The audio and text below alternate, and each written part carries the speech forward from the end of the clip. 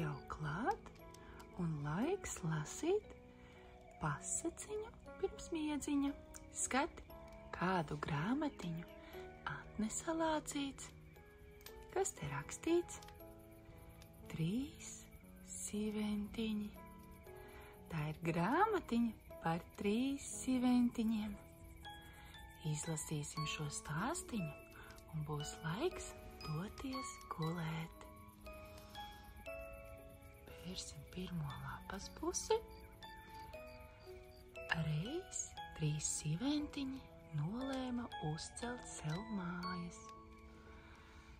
Pirmais sīventiņš satika salmu pārdevēju, nopirka no viņa nedaudz salmu, uzcēla no tiem sev māju un bija ļoti apmierināts ar paveikto. Taču drīz garām gāja lielais ļaunais vilks un pieklāvēja pie viņa durvīm. Sīventiņ, sīventiņ, laid mani iekšā, viņš sacīja. Nē, ej, no kurienes nācis? Es tevi iekšā nelaidīšu, atbildēja sīvents. Tad es nopūtīšu tavu māju, atteica vilks. Viņš tā arī izdarīja un aprija mazo sīventiņu. Otrs sīventiņš nopirka nedaudz žagaru un uzcēla no tiem māju. Viņš jutās lepns, ka viņa māja ir stiprāka nekā brālim. Bet drīz vien garām gāja vilks un pieklāvēja pie viņa durvīm. Sīventiņ, sīventiņ, laid mani iekšā. Nē, es tevi iekšā neaicināšu, atbildēja sīvents. Tad es nopūtīšu tavu māju, sacīja vilks. Viņš sagāza namiņu un aprija arī otru sīventiņu. Trešais sīventiņš bija gudrāks par brāļiem. Viņš nopirka daudz ķieģeļu un pēc kāda laika uzcēla ļoti stipru māju. Drīz garām viņa mājai gāja vilks un pieklāvēja pie viņa durvīm. Sīventiņ, sīventiņ, laid mani iekšā. Nē, ej, kur deguns rāda, atbildēja sīvents. Tad es nopūtīšu tavu mājiņu, sacīja vilks. Viņš pūta un pūta, pūta un pūta, pūta un pūta, taču ķieģeļu māja bija daudz izturīgāka un viņš to nevarēja nopūst. Vilks izdomāja citu plānu, kā noķert sīventiņu. Viņš to uzaicināja novākt rāciņu zemnieka laukā nākamajā rītā 6:00.